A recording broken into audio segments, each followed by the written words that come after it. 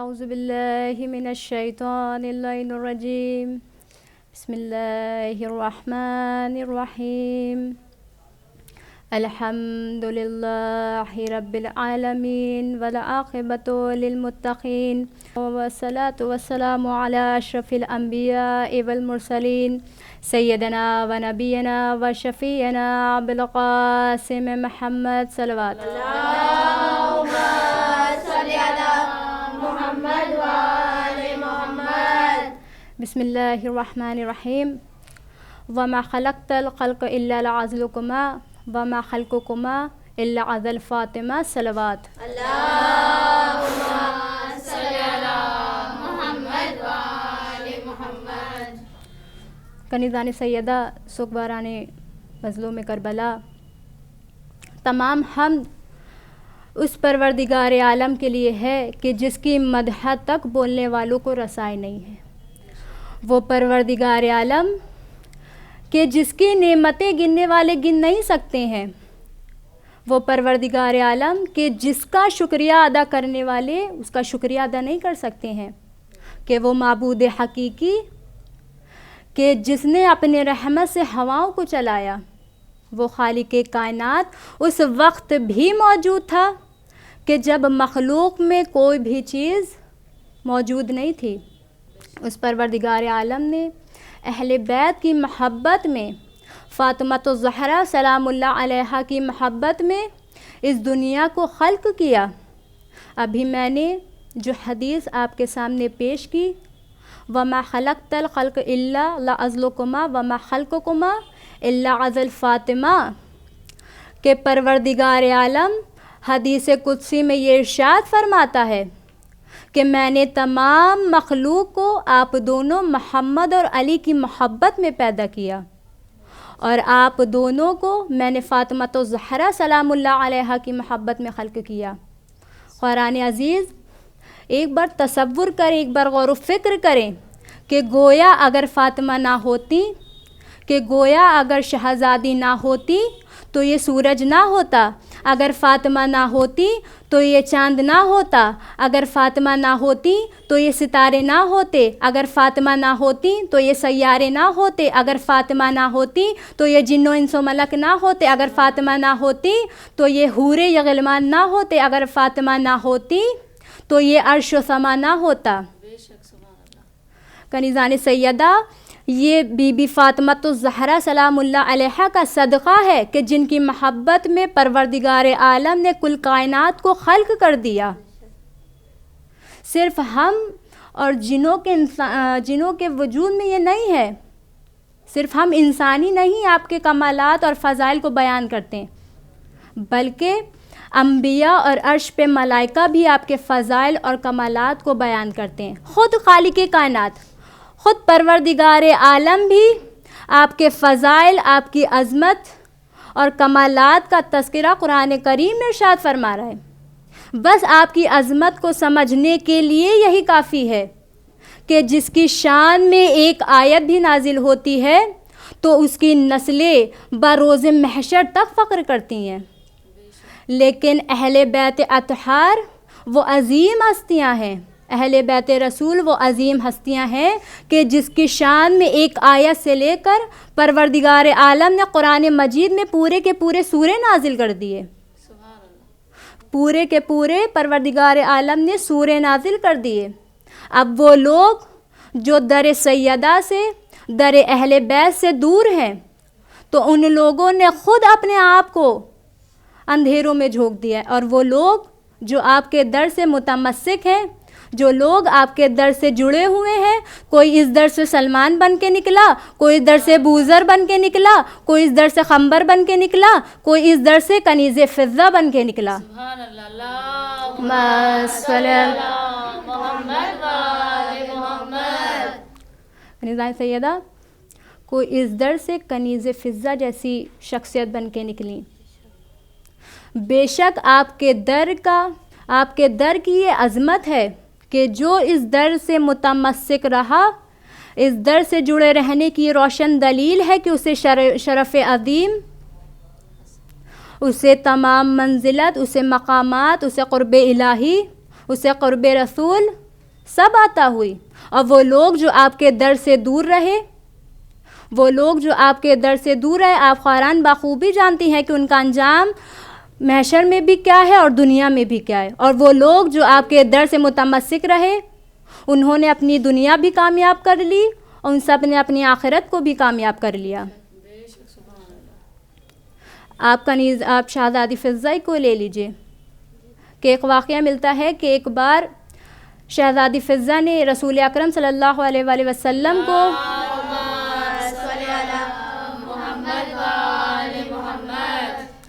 ایک بار کنیز سیدہ نے رسول اکرم کو کھانے پہ دعوت دی. کہا کہ یا رسول اللہ، میں آپ کی دعوت کرنا چاہتی ہوں، لہٰذا آپ میرے گھر تشریف لیں. یہ جانتی ہیں کہ ان کے گھر میں کھانے کا ایک دانہ بھی نہیں ہے، ان کے گھر میں گندم کا ایک دانہ بھی نہیں ہے، پھر بھی رسول کو دعوت دے رہی ہیں. رسول نے ان کی درخواست کو قبول فرمایا. لہٰذا جو وقت قریب آتا رہا، جو وقت نزدیک آتا رہا، وہ فضہ کی بے چینی میں اضافہ ہوتا رہا.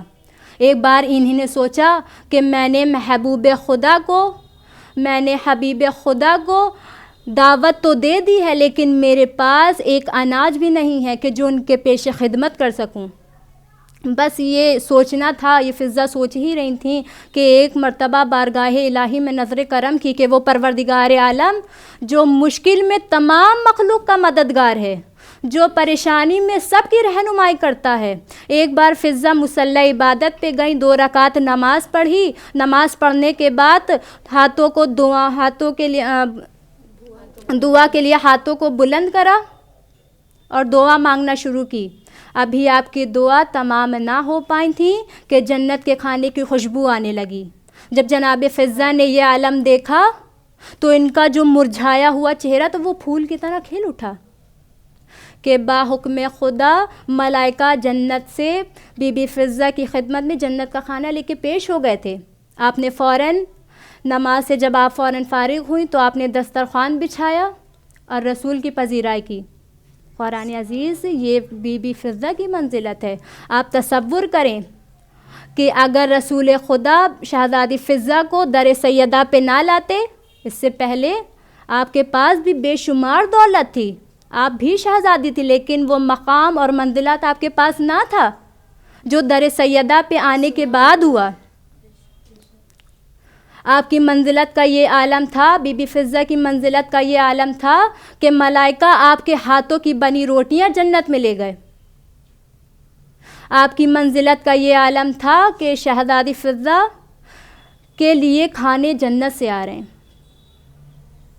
آپ جب تک اس در پہ رہیں، آپ کو اس در پہ متمسک رہنے کا یہ شرف حاصل ہوا کہ آپ نے ایک عرصے تک قرآنی زبان میں باتیں کی. اگر کوئی آپ سے سوال کر لیتا تھا تو آپ اس کے جوابات قرآنی زبان میں دیتی تھیں.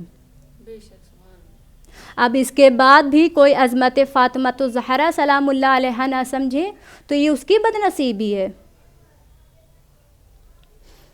کنیزان سیدہ وہ شہزادی، اب آپ ایک بار یہ بھی تصور کریں کہ جب شہزادی فضہ کا یہ عالم ہے تو شہزادی فاطمۃ الزہرا کا کیا عالم ہوگا کہ اس کنیز کے دعا، جس نے ابھی دعا کے لیے ہاتھ اٹھائے ہیں اور اس کے دعا قبول نہ ہونے پائے کہ پروردگار عالم نے جنت سے کھانا بھیج دیا. اب آپ اس شہزادی کو سمجھیں کہ آپ عظمت فاطمۃ الزہرا سلام اللہ علیہا دیکھیں کہ جب امام حسن عسکری علیہ السلام ارشاد فرماتے ہیں، امام حسن عسکری علیہ السلام ارشاد فرماتے ہیں کہ جب جناب آدم اور جناب حوا جنت میں داخل ہوئے تو جناب آدم نے دیکھا کہ ایک خاتون ہے کہ جن کے نور سے پوری جنت روشن اور منور ہے. ان کے سر پر ایک نورانی تاج ہے اور ان کے کانوں میں 2 گوشوارے ہیں. جب جناب آدم نے یہ منظر دیکھا تو جناب جبریل سے کہا کہ اے جبریل، یہ کون خاتون ہے کہ جن کے نور سے پوری جنت روشن اور منور ہے؟ تو جبریل نے کہا کہ اے آدم، یہ آپ کے فرزند آخر حضرت محمد مصطفیٰ صلی اللہ علیہ وسلم کی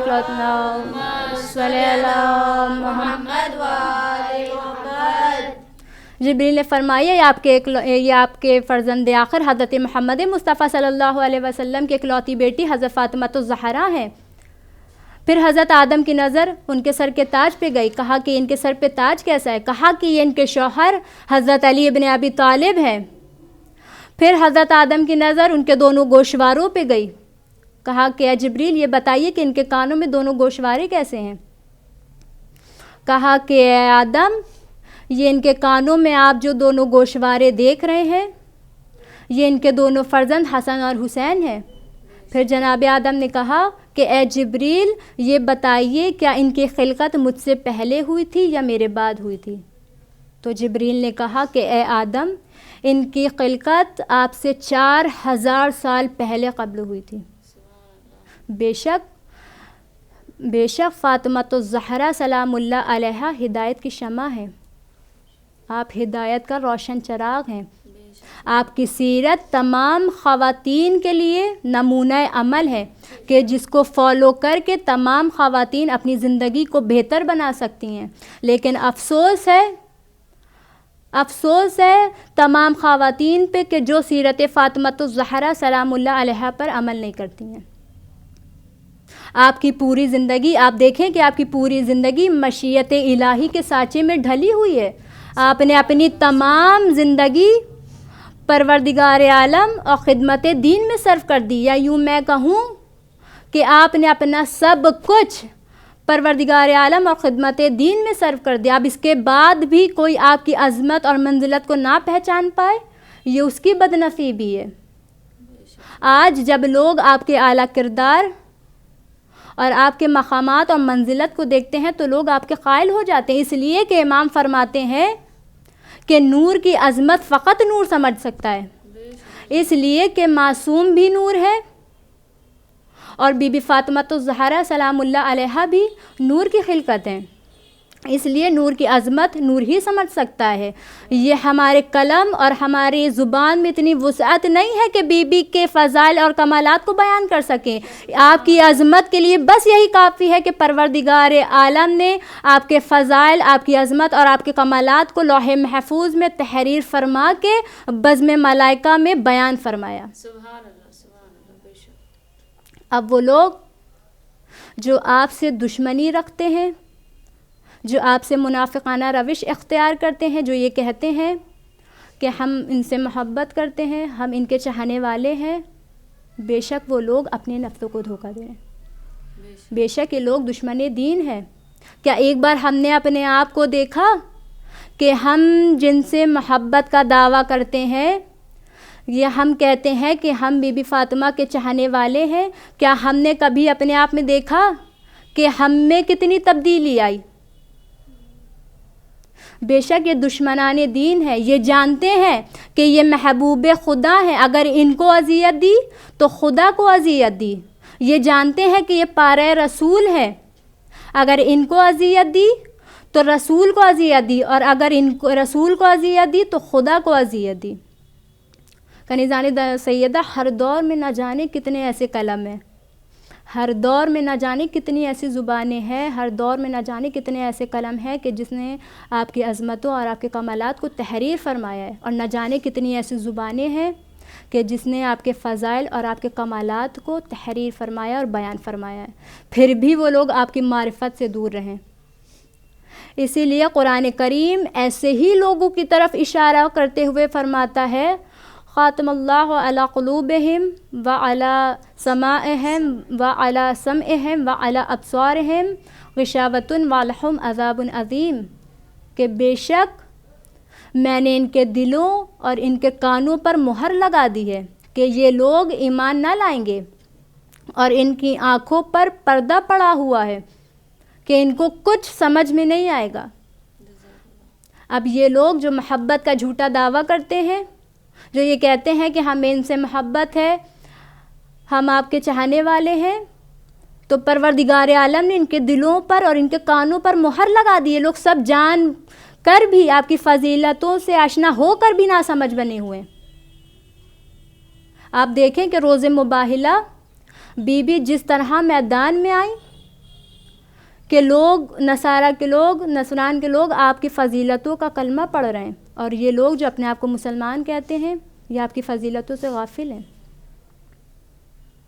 یہ عیسائی جو آپ کی صداقت کا کلمہ پڑھ رہے ہیں اور جو آپ کے پدر بزرگوار کے تخت خلافت پر بیٹھے ہوئے خود کو مسلمان کہہ رہے ہیں اور کہہ رہے ہیں کہ ہم آپ کے پدر بزرگوار کے چاہنے والے ہیں، آپ کی صداقت کو نہیں پہچان رہے ہیں. جب آپ اپنا حق مانگنے مسجد میں آئی ہیں تو ان لوگوں نے آپ کو جھٹلا دیا، وہاں سے واپس کر دیا. آپ ایک بار غور و فکر کریں کنیزان سیدہ، یہ کہاں کا انصاف ہے؟ کیا معاذ اللہ آپ صدیقہ نہیں تھیں؟ اگر سچی تھیں تو پھر آپ کے بات کو ان لوگوں نے کیوں جھٹلا دیا؟ بعد رسول ان لوگوں نے اتنے ظلم شہزادی پہ کیے ہیں، اتنے ظلم کیے ہیں کہ شہزادی خود فرماتی ہیں کہ اگر دن پہ یہ مصیبتیں پڑتی تو وہ سیاہ شب میں تبدیل ہو جاتی، اور اگر پہاڑوں پہ یہ مصیبتیں پڑتی تو ریزہ ریزہ ہو جاتی. اے کاش کہ یہ لوگ شہزادی کو در و دیوار کے بیچ فشار نہ کرتے، اے کاش یہ لوگ در کو نہ جلاتے. یہ وہ در تھا کہ جس پہ رسول اکرم آ کر سلام کیا کرتے تھے، السلام علیک یا اہل بیت نبوہ. انہی لوگوں نے اسی در کو جلا دیا. کنیزان سیدہ بی بی فاطمہ الزہرا پہ وہ مصیبتیں ڈھائی گئی ہیں کہ جب بعد وفات رسول آپ اتنا گریا کرتی تھیں کہ مدینے والوں نے ایک دن کہا کہ اے ابوالحسن، ہم بی بی فاطمہ الزہرا سلام اللہ علیہا کے گریے سے بہت تنگ آ گئے ہیں کہ ان سے کہیے کہ اتنا گریا نہ کرا کریں، یا تو گریا وہ دن میں کیا کریں یا تو شام کو کیا کریے. تو امام علی علیہ السلام نے ان کا یہ پیغام، مدینے والوں کا پیغام بی بی فاطمہ الزہرا سلام اللہ علیہا کی خدمت میں پہنچایا. تو بی بی نے امام علی سے کہا کہ آپ ایسا کیجئے کہ مدینے سے دور میرے لیے ایک حجرہ بنوا دیے. تو امام علی علیہ السلام نے مدینے سے دور آپ کے لیے ایک حجرہ بنوایا جس میں آپ شب و روز گریا کرتی تھیں. یہاں تک کہ جب آپ کی شہادت کا وقت قریب آیا تو آپ نے اسما سے کہا کہ اے اسما، وہ کافور لے آؤ کہ جب میرے بابا کی رحلت کا وقت قریب آیا تھا تو جبریل جنت سے کافور لے کر آئے تھے، لہٰذا اس کافور کی اب مجھے ضرورت ہے، ایسا کرو تم میرا بستر بھی لگا دو. اسما، میں اپنے حجرے میں جا رہی ہوں. اب وہ تصور کرے کنیزان سیدہ کہ وہ شہزادی ٹوٹی ہوئی پسلیوں کہ میں کس طرح کام کیا ہوگا شہزادی نے. جب بی بی اپنے حجرے میں گئی ہیں، اسما سے کہا کہ اے اسما، جب تک میری تسبیح کی آوازیں آتی رہیں تب تک کہ سمجھنا کہ میں زندہ ہوں. اگر میری تسبیح کی آواز بند ہو جائے تو سمجھ جانا کہ میں بارگاہ الہی میں جا چکی ہوں.